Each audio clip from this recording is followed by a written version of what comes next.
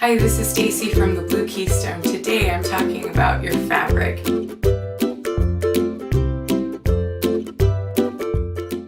First of all, with your fabric stash, it may be huge, it may be small. The idea that somebody has one idea that's going to fix all, it's just not there. It's just not there.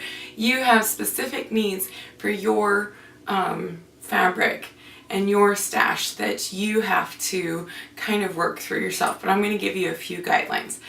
Before I give you my first guideline though, there's a big group of people that likes to wash their fabrics before they store them. There's another group that says no, there is a protectant on that fabric that keeps it from getting stinky and that keeps it from getting stained, and you need to leave that on there. Either way is right, okay? However you want to do it. Certainly if you get some fabric from like an estate sale or and it smells, then that smell obviously is going to permeate. You probably want to wash that first. So whether you wash or not to wash, what is that? Wash or not to wash? That is the question. Whether you do either one of those is totally up to you. And the rest of this is too, but hopefully this will help you. So my first tip,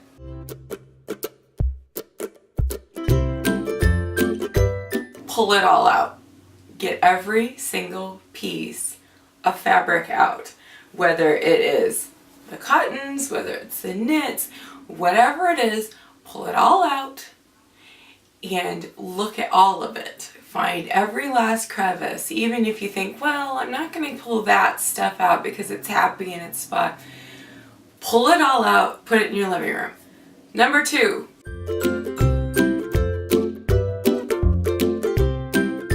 Number two, the best thing to do is to put it in piles, sort it, okay? Now, here again, this is something that's particular to you.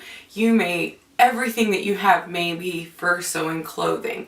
Well, then you're not going to divide it up into clothing and quilting because you don't quilt. So the way you divide it up is the way you divide it up. But I will say, if you get a big pile of, say, quilting cottons, then you're going to want to divide those up. The easiest way to divide those up is by color or maybe by print. I have a novelty print like Christmas and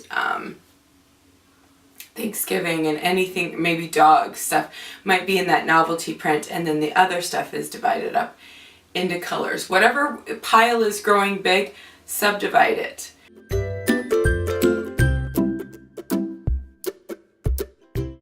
Okay, number three is put the stuff that you're not going to use or you think you're not going to use in the near future on the bottom. I know that's basic, but sometimes we get our piles and then we just pile it back in the box.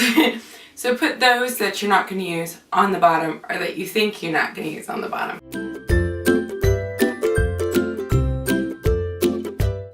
Number four is make a list. Make a detailed list.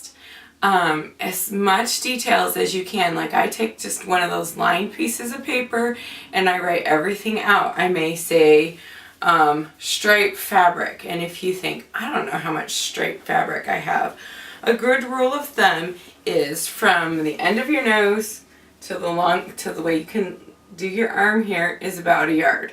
I know everybody's arm length is different, but it's about a yard. So I have a yard and maybe 8 inches of this. And I would write that on there, a yard and 8 inches of pink stripe.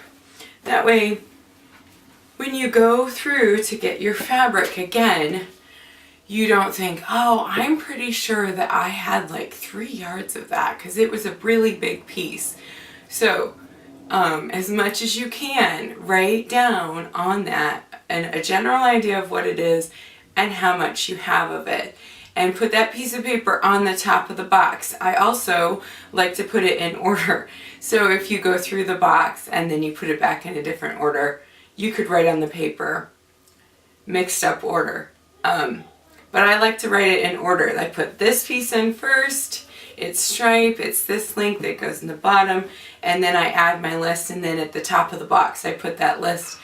This takes time, I know, but when you come and you have like, 6 hours before the baby shower, and you want to make sure that you have all, you will be happy that you took that time then to do that.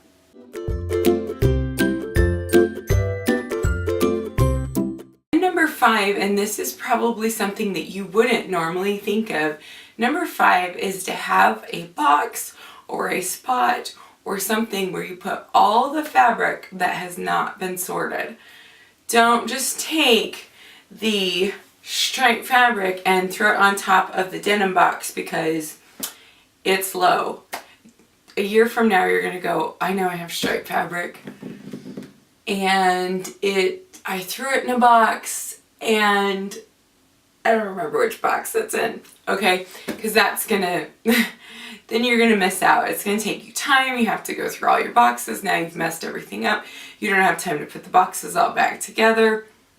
Okay, take a little bit of time and have a spot or a box where you just put miscellaneous. Then when you go through the cotton box that has all your quilting cottons, then you can take that, go through your spot or your box and take all the cottons out and put it in that box. This is the system that I use, and I have an overwhelmingly growing stash of fabric, and I have to have that one spot where I put everything that's not sorted, and then when I go through something I resort that in there. Okay, and a second ago you saw me folding fabric. You saw me folding this, and I did not fold it back the same way that it was folded. These fibers and these fabrics, sometimes they're looser weave, sometimes they're thicker weave. It doesn't really matter. They will get creases on them, and you can see where they have been folded. So when I fold my fabric, I try not to fold them the same exact way.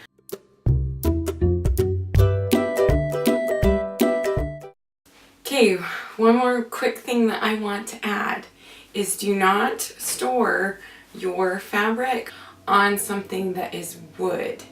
Anything that is wood is porous. You can absorb the stain from wood onto the fabric. You also have to be careful of metal shelves because they will rust and that will get on your fabric too. You can get boards at Lowe's that have like a thin layer of plastic over them, or that are pieces of plastic. Those things will not transfer colors to your fabric.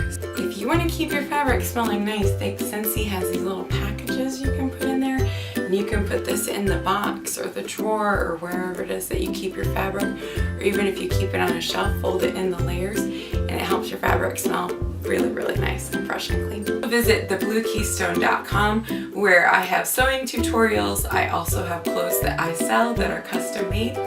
Whatever you need, hopefully you'll be able to find it there at thebluekeystone.com. Thank you.